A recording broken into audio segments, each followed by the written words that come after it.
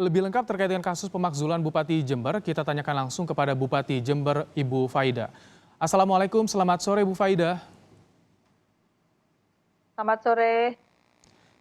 Baik, Bu Faida, jadi apa sebetulnya yang salah dari proses pemakzulan yang dilakukan oleh DPRD Kabupaten Jember, Bu? Ya memang kalau secara mekanisme ada yang tidak dipenuhi karena seharusnya disampaikan pada kami apa-apa saja yang materi yang akan ditanyakan karena di dalam proses mekanisme yang diatur dalam undang-undang tersebut ada tahapan bupati menyampaikan pendapatnya. Tentu saja dengan ada kesengajaan tidak disampaikan materi itu kepada kami, itu menjadikan satu hambatan untuk menjalankan proses jawaban dari bupati. Namun demikian di dalam surat undangan ada 2 materi yang disampaikan sehingga kami menyiapkan jawaban dari 2 materi tersebut. Bahwa saya tidak hadir bukan karena kami memang menilai bahwa ada yang prosedur yang tidak dipenuhi, tetapi karena dalam situasi COVID ini, maka dalam situasi seperti ini kami hadir, bersedia hadir tetapi dengan melakukan VidCon. Dan kami juga menghindari antara bentrok masyarakat baik yang pro hak menyatakan pendapat maupun yang kontra menyatakan pendapat. Bahwa menjaga kondusivitas ini menjadi satu pertimbangan penting. Apalagi dalam situasi COVID dengan ribuan orang yang terkumpul seperti itu menjadikan satu potensi masalah tersendiri. Adanya kesalahan yang Anda nilai apakah sudah disampaikan, dikomunikasikan kepada DPRD, Bu Faida? Ya, kami sampaikan dan pada dasarnya kami tetap menjalankan prosedur untuk menjawab tersebut. Ini kan prosesnya cukup panjang, Bu, ketika dimulai interpelasi kemudian juga diangket. Di interpelasi Anda juga tidak hadir. Jadi apa alasannya saat itu? Apakah memang dari awal Anda tidak mendukung soal langkah dari DPRD ini? Kami hadir di dalam interpelasi, bahkan kami hadir bersama dengan wakil bupati dan lengkap dengan begitu banyak OPD. Kami sudah menyiapkan jawaban tertulis yang akan menyampaikan jawaban tersebut. Justru pada pertemuan tersebut pihak DPRD mengatakan bahwa sejatinya tidak mengundang bupati dan wakil bupati dan tidak tercapai quorum sehingga pertemuan tersebut dibatalkan. Kami sudah hadir di DPRD lengkap dengan OPD-OPD. Baik, Bu Faida, periode Anda sampai 2021, Anda melihat pemakzulan yang diusulkan oleh DPRD ini apakah ada sisi upaya politiknya, Bu, jelang pilkada serentak?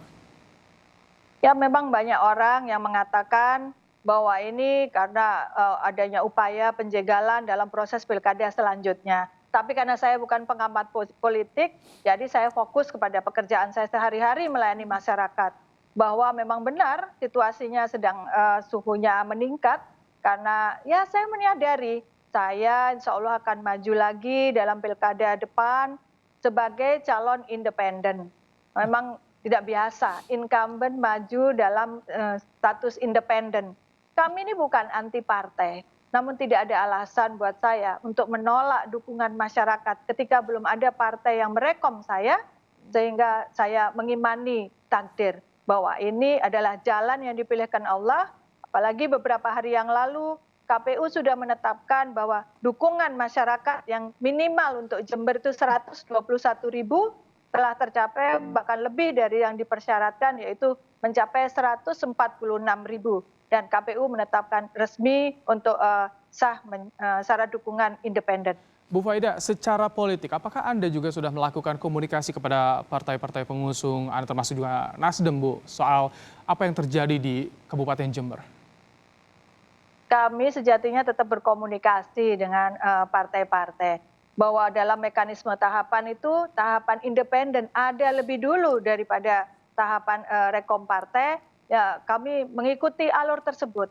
Sejatinya kami ini tidak anti partai, tetapi karena masyarakat mendorong bahwa harus tidak mengambil risiko, bahwa peluang independen itu harus diambil, kami mengambil peluang tersebut dan kami tidak menutup komunikasi dengan partai. Bahwa saat ini memang dimungkinkan calon independen itu bersama partai. Nah, Bu Faida, kemarin juga masyarakat, sebagian golongan masyarakat dalam jumlah cukup besar juga mendorong agar DPRD melakukan pemakzulan terhadap Anda. Apa yang Anda lihat, apa yang ingin Anda jelaskan kepada masyarakat soal ini? Karena kita tahu banyak masyarakat yang menyaksikan soal adanya juga tata kelola birokrasi di Jember yang carut marut. Ya, memang itu sekarang yang digulirkan oleh DPRD. Namun demikian, saya perlu sampaikan bahwa semua yang dipermasalahkan itu telah difasilitasi oleh Kemendagri dan DPD RI dengan sangat serius. Beberapa waktu yang lalu kami mendapat kesempatan bahkan sampai 7 jam lebih mendapat fasilitasi yang dihadiri oleh seluruh pimpinan DPRD Kabupaten Jember dan saya sendiri hadir di sana dan diberikan kesempatan untuk memaparkan. Semua hal yang disampaikan tersebut telah terklarifikasi di Kemendagri dan telah tercapai kesepakatan. Bahkan dituliskan dalam berita acara yang ditandatangani dengan sadar dan tidak ada paksaan dari semua pihak. Dan untuk itu saya sangat berterima kasih kepada Pak Tito selaku Kemendagri dengan seluruh jajarannya bahwa kami merasa di daerah sangat terfasilitasi. Bahwa Jember adalah satu dari ratusan daerah di Indonesia, namun kami merasa mendapat pelayanan yang baik dalam hal-hal permasalahan tata kelola yang dikonflikkan dengan DPRD. Termasuk rekomendasi dari Kemendagri, apakah itu sudah dilaksanakan? Karena itu juga yang disoroti oleh DPRD, Bu Faida? Bahwa kemarin dalam klarifikasi di Kemendagri sudah terpaparkan dengan baik apa yang dimasalahkan, seperti contohnya ya, karena kami ini memang bukan aslinya politisi, banyak hal yang berbeda dengan DPRD. Contoh yang dimasalahkan, bahwa DPRD memandang Bupati tidak konsisten dengan RPJMD. Salah satunya adalah target beasiswa untuk mahasiswa itu di RPJMD 5.000. Namun pada kenyataannya kami memberikan beasiswa lebih dari 12.000 mahasiswa asal Jember di seluruh perguruan tinggi di Indonesia, baik negeri maupun swasta.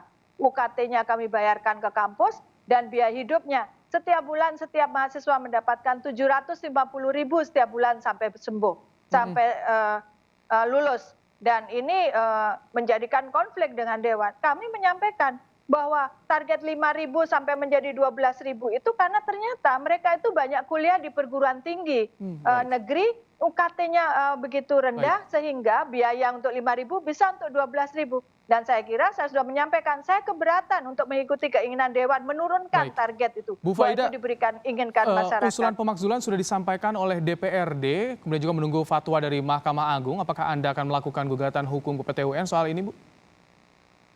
Ya, kami menghargai Dewan menggunakan haknya dan kalau Dewan meneruskan itu di Mahkamah Agung, kami akan mengikuti proses tersebut dan saya sangat menghargai proses tersebut.